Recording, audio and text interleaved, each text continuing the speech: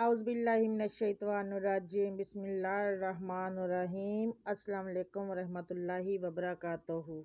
آج میں ایک نئی اسلامک سٹوری کے ساتھ حاضر ہوں جس میں بتایا گیا کہ ہمارے نبی کریم صلی اللہ علیہ وآلہ وسلم اپنی امت کے لیے کیسے روتے رہے ہیں اور جہنم کے کتنے درجات ہیں، اور ان کو سن کر آپ حضرت جبرائیل سے کس طرح روئے اور اپنی امت کے لیے کیا کیا کیا۔ خواتین و حضرات، اگر آپ نے ابھی تک میرے چینل کو سبسکرائب نہیں کیا تو کر لیں تاکہ نیو ویڈیو کا نوٹیفیکیشن آپ کو مل سکے۔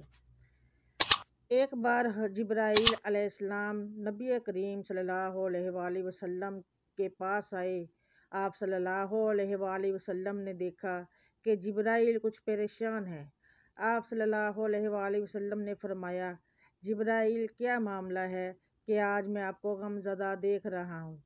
جبرائیل نے عرض کی، اے محبوب کل، میں اللہ پاک کے حکم سے جہنم کا نظارہ کر کے آیا ہوں۔ اس کو دیکھنے سے مجھ پہ غم کے آثار نمودار ہوئے ہیں۔ نبی کریم صلی اللہ علیہ وآلہ وسلم نے فرمایا، جبرائیل مجھے بھی جہنم کے حالات بتاؤ۔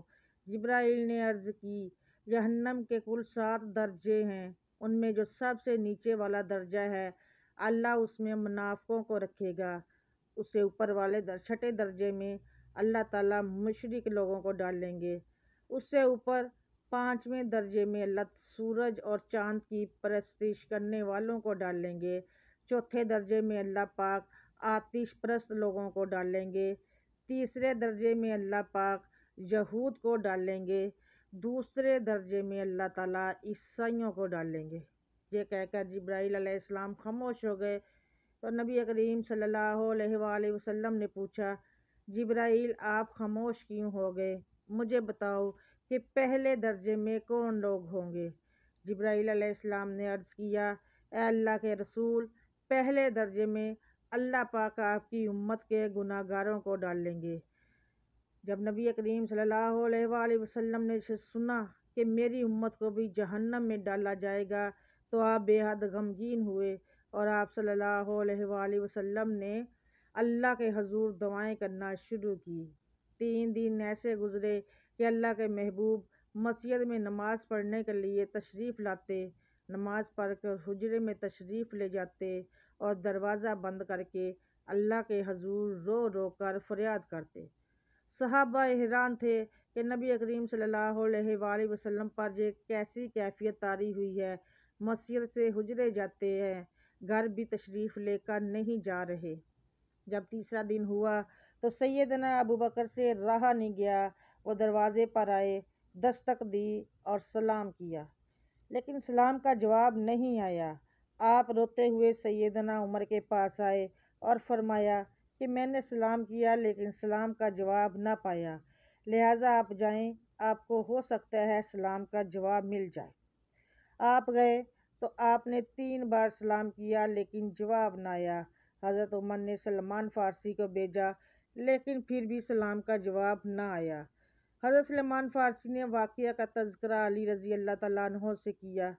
انہوں نے سوچا، جب اتنی عظیم شخصیات کو سلام کا جواب نہ ملا تو مجھے بھی خود نہیں جانا چاہیے، بلکہ مجھے ان کی نور نظر بیٹی فاطمہ اندر بھیجنی چاہیے۔ لہٰذا آپ نے فاطمہ رضی اللہ تعالیٰ عنہا کو سب احوال بتا دیا۔ آپ حجرے کے دروازے پر آئے، ابا جان السلام علیکم۔ بیٹی کی آواز سن کر محبوب کائنات اٹھے، دروازہ کھولا اور سلام کا جواب دیا۔ ابا جان، آپ پر کیا کیفیت ہے کہ 3 دن سے آپ یہاں تشریف فرما ہیں؟ نبی کریم صلی اللہ علیہ وآلہ وسلم نے فرمایا کہ جبرائیل نے مجھے آگاہ کیا ہے کہ میری امت بھی جہنم میں جائے گی۔ فاطمہ بیٹی، مجھے اپنی امت کے گناہ گاروں کا غم کھائے جا رہا ہے، اور میں اپنے مالک سے دعائیں کر رہا ہوں کہ اللہ ان کو معاف کر اور جہنم سے بری کر۔ یہ کہہ کر آپ پھر سجدے میں چلے گئے اور رونا شروع کیا، یا اللہ میری امت، یا اللہ میری امت، یا اللہ میری امت کے گناہ گاروں پر رحم کر، ان کو جہنم سے آزاد کر۔ اتنے میں حکم آ گیا، اے میرے محبوب، غم نہ کر، میں تم کو اتنا عطا کر دوں گا کہ آپ راضی ہو جائیں گے۔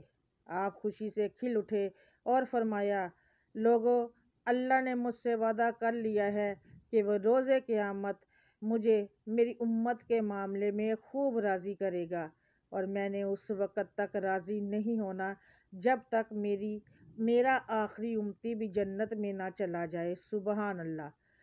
सुनते हुए और बोलते हुए मेरी आंखों में आंसू आ गए। हमारा नबी इतना शफीक और गम महसूस करने वाला है, और बदले में हमने उनको क्या दिया। आपका एक सेकंड इस तहरीर को सुनने में और लोगों को पहुंचाने का ज़रिया बन सकता है। मेरी आपसे आजिज़ाना अपील है कि हासिल और बेमकसद वीडियो तो हम बहुत शेयर करते हैं, आज अपने नबी की रहमत का ये पहलू क्यों ना शेयर करें। आए एक एक शेयर करके अपना हिस्सा डालें, क्या पता कौन गुनहगार सुनकर राह रास्त पर आ जाए। सुबहान अल्लाह।